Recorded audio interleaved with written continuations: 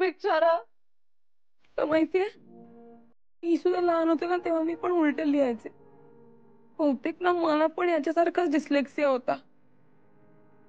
माझ्या लहानपणी कळलं असताना घरच्यांना कुठल्या कुठे पोहोचलो असतो मी. कोणतरी झालं असतं नक्की. मी पण ते लहानपणी ड्रॉइंग पण काढायचे.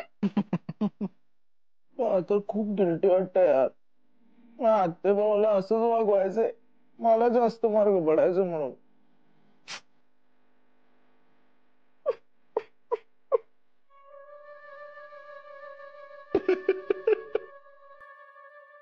तू का हसतोयस? अरे अरे फिल्म आहे ती फिल्म. तुमच्या आयुष्यात नाही घडलंय, खोटं असतं सगळं. मला एक कळत नाहीये ह्या अशा छोट्या छोट्या गोष्टींवरनं कसं काय रडू येतं रे तुम्हाला सगळ्यांना एकत्र. आम्हाला येतं रडू, तुला कसं नाही येत? नाही हसतोयस काय, सांग ना का नाही येत? नाही बघ, फिल्म चांगली आहे, मलाही आवडली फिल्म. पण मला एवढं कळतं की फिल्म चांगली असेल तर ती शांतपणे बघावी ना. त्यातनं जो बोध घ्यायचा तो घ्यावा. असं नॉनस्टॉप ढसाढसा रडत बसलं तर तो मुद्दाच आपल्यापर्यंत पोहोचणार नाही फिल्मचा. मलाही कळत नाही असं व्हायलिन लावल्यासारखे सगळे एकत्र कसे काय रडायला लागतात तुम्ही. हा बरं, रडणं ही एक अत्यंत पर्सनल गोष्ट असते आपल्यापुरती. तर तुम्ही सामूहिक रडणं कसं काय करू शकता मला अजून कळत नाही. कमाल युनिटी आहे तुमच्या सामूहिक रडण्यात.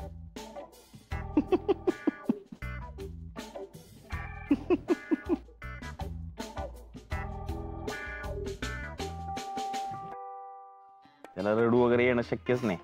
मी दुसऱ्याचं दुःख बघून तर नक्कीच नाही. मला तर वाटतं स्वतः दुःखी झाला ना तरी रडत नसेल तो. म्हणजे डोळ्यात पाणी वगैरे शक्य आहे, पण असं मन मोकळेपणानं रडणं वगैरे नाही शक्य. नाही असं काही नाही, तो रडू शकतो.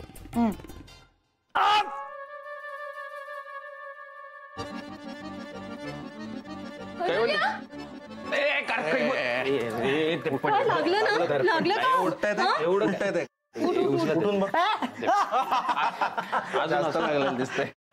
अरे हसतोस काय? ठीक आहे, एवढं काय. मी काय एवढा वीक नाही आहे लागल्यावर लगेच रडायला. It's okay. नाही काय, रडणारी माणसं वीक बीक नसतात. त्यामुळे रडू येत असेल तर रडून घे बाबा, कंट्रोल नको करू. काय मी काय मुलगी आहे का लगेच रडायला?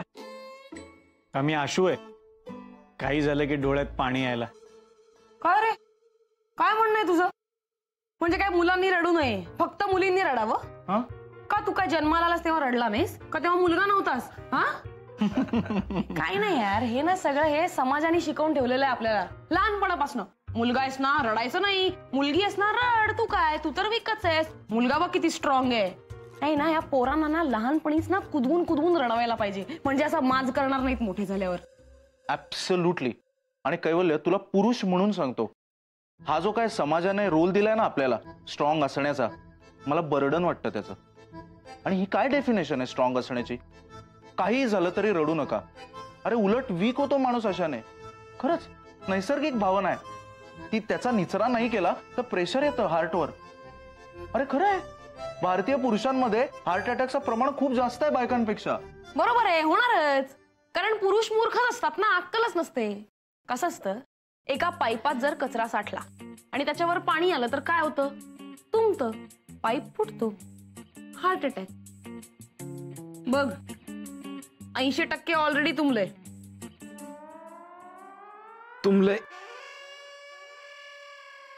जाशील ना एकाच दिवस हार्ट अटॅकने. बघ रडून बघ. कैवल्य रडा.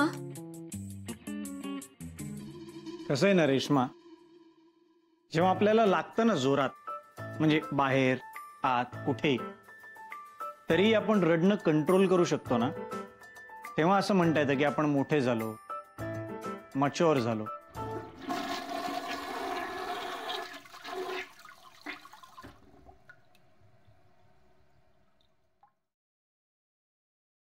तुमलं की जाऊन फ्लश करायचं, हलकं वाटतं. तू सुद्धा वेळेत फ्लश करा, नाहीतर हार्ट अटॅक येईल आणि वारशील.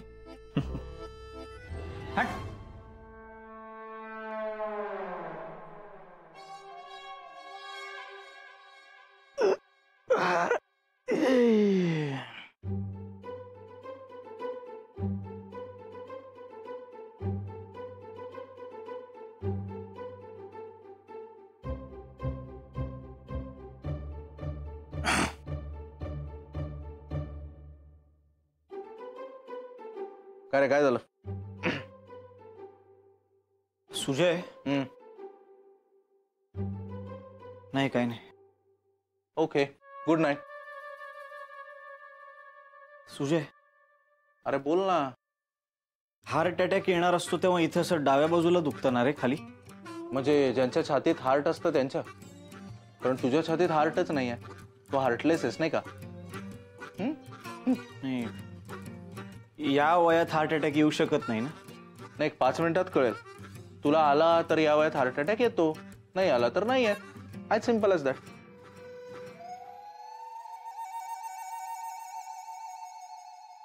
मी तर एवढा विचारच करत नाही.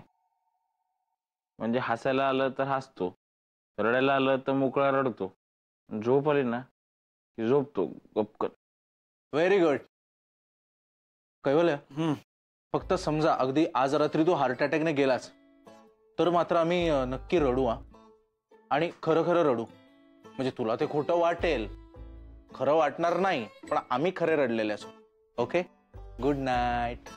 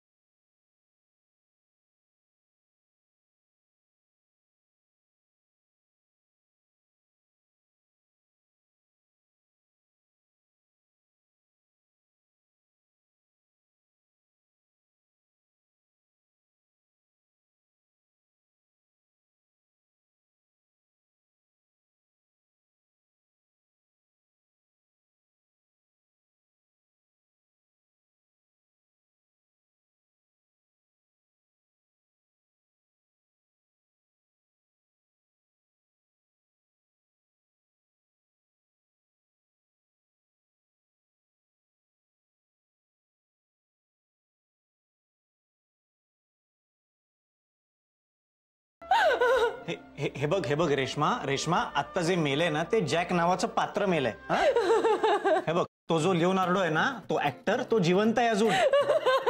त्याच्या टायटॅनिक नंतरच्या फिल्म्स दाखवू का मी तुला? मला माहिती आहे हे खोटं आहे. तरी पण खरं कसं काय रडायला येतंय मग तुला? म्हणजे तुला म्हणायचं मी खोटं रडतेय? बोला, तुम्ही सगळे माझ्या रडण्यावरनं बोला मला. तसं नाही, मला एवढंच म्हणायचं की असं बरोबर त्या क्षणी कसं काय पाणी येतं यार तुमच्या डोळ्यातून? मी तुला सांगून ठेवते कैवल्य, मी असं मुद्दाम खोटं रडत नाही. माझ्या शाळेतल्या मुली मॅडम ओरडू नये म्हणून अशा एकटक एका बिंदूकडे बघत राहायच्या, टचकन डोळ्यात पाणी यायचं. पण तेव्हा सुद्धा मला खरं रडू आलं तरच रडायचे मी. See, that is my point. मुद्दाम प्रयत्न नाही केला तरी काय असं बटन दाबल्यासारखं कसं काय पाणी येतं डोळ्यातून? बास झालं तुझं कैवल्य, बास झालं. काय आहे ना, मला माहितीये की तुला माहितीये की मला माहितीये तू रडू शकतोस, म्हणून मला त्रास देतोयस तू, बाकी काही नाही. अरे हे बघ रेश्मा, तू तुझा मुद्दा असा मुद्दाम जोरात मांडलास ना तर माझा मुद्दा खोडला नाही जाणार आहे, कळलं ना? अरे पण मुद्द्याचा मुद्दाच नाहीये. तुझं कसं आहे माहितीये, लोकांना रडवायचं आणि स्वतःचे अश्रू तिजोरी बंद लपवून ठेवायचे, सेफ ठेवायचे. बाकी आमचे अश्रू असं रस्त्यावर पडलेत ना, येऊन जाऊन कोणी किल्ली उडवतं. अरे रेश्मा, तुला कळत नाहीये, मला मरायचं नाहीये रेश्मा, म्हणून मी जेन्युइनली प्रयत्न करतोय यार. मरायचं नाहीये म्हणजे काय? अच्छा, हा तुझं असं असेल ना. आता मी इथे उभी आहे, ढसाढसा रडेन, मग माझ्या अश्रूंचं ते छोटंसं तळं होईल, त्यात बुडून मरशील तू, असंच बोलशील ना आता? हेच म्हणणं असेल तुझं. हा काय विनोद आहे रेश्मा? विनोद? हा तुझा विनोद आहे. तू असेच विनोद करतोस, तू विकृत आहेस, मला तुझ्याशी बोलायचं.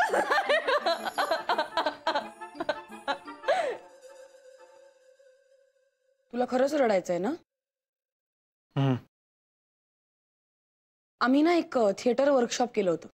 त्यात एक एक्सरसाइज होता, मेमरी रिकॉल नावाचा. तो करू आपण. ठीक आहे. डोळे मीट. मिनल यार. डोळे मीट ना. कैवल्य 100% तुंबायच्यात रडा. शांत हो. एकदम शांत हो. आणि आता तुझी एक लहानपणीची अशी एखादी आठवण आठव ज्याच्यामुळे तुला खूप त्रास झालाय, म्हणजे खूप रडू आलंय, असं आतमध्ये सगळं खदखदलंय. आठव.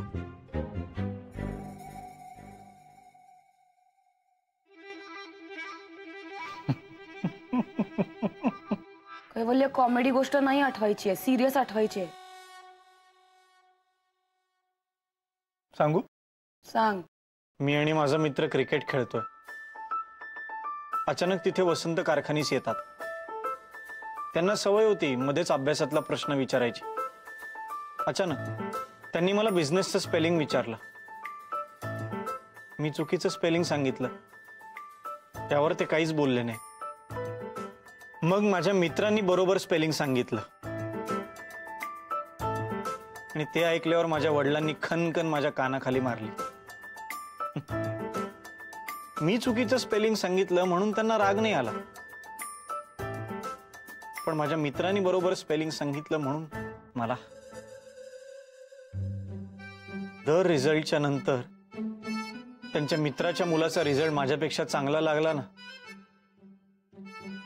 की असाच माझा गाल लाल करायचा. मिनल, मी ना आमच्या घरी गेम खेळायचो मित्रांबरोबर.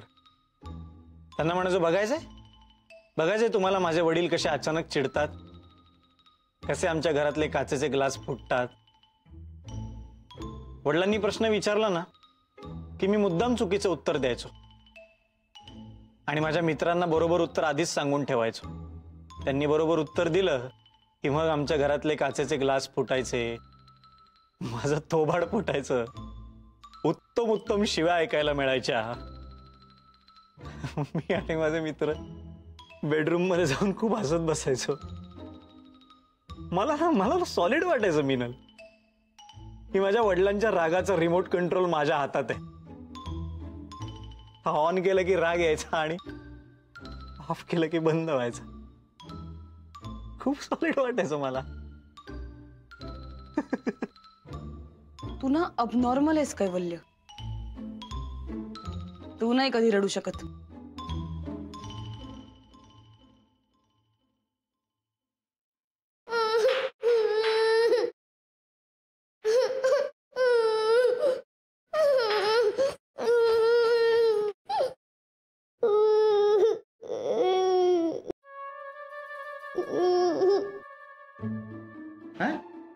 दात खराब होतात अशाने.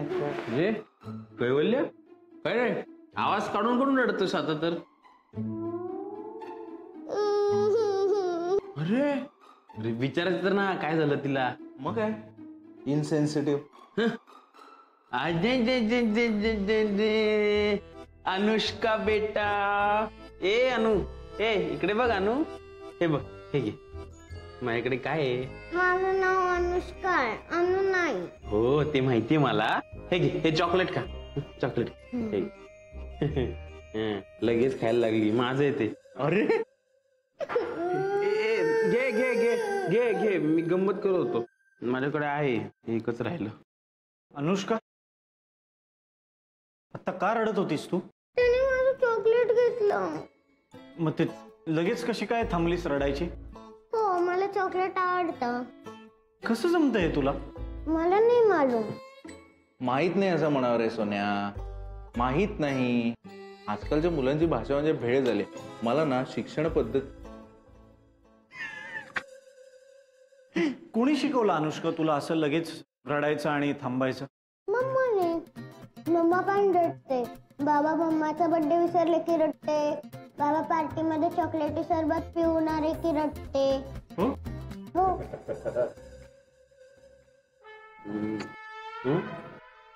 थँक्यू.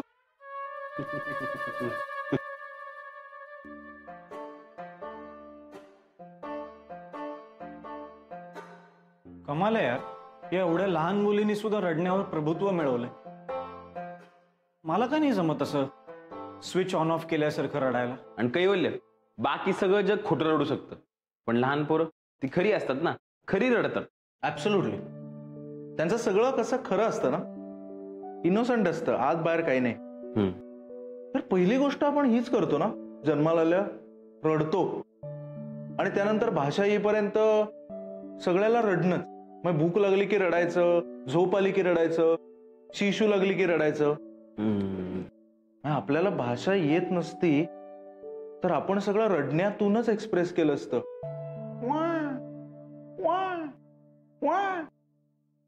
लोकांना रडणं सोपं आहे, पण स्वतः रडणं फार अवघड आहे. म्हणजे रडणं थांबलं की आपण मोठे होतो असं आपल्याला वाटतं, पण मोठं झाल्यावर जर रडणं टिकवलं तर खऱ्या अर्थाने आपण मोठे.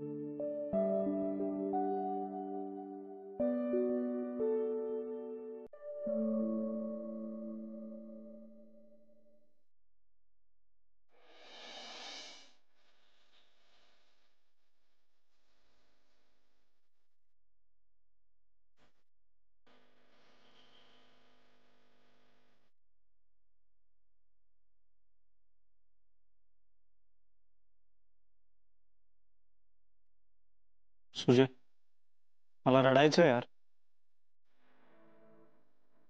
मी माझ्यातलं इनोसन्स हरवून बसलोय का? मी अबनॉर्मल नाही. मला नॉर्मल व्हायचं. मला रडायचं यार, तुमच्यासारखंच रडायचंय. 2000% रडशील,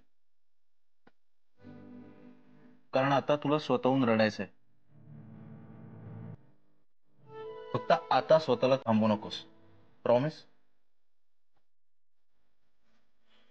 प्रॉमिस.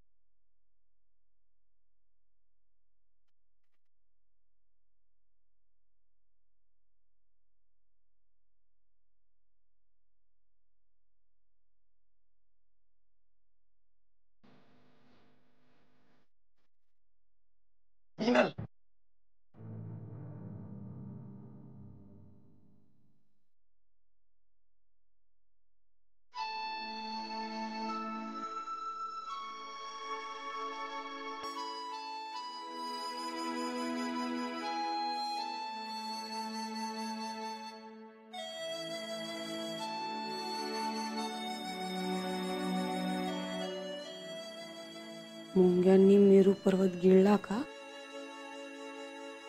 म्हणजे डेंटिस्टचे स्वतःचेच दात किडले तसं वाटतंय. आय थिंक ना याच्या बॉडीत कोणा दुसऱ्याचं सिम कार्ड टाकलंय.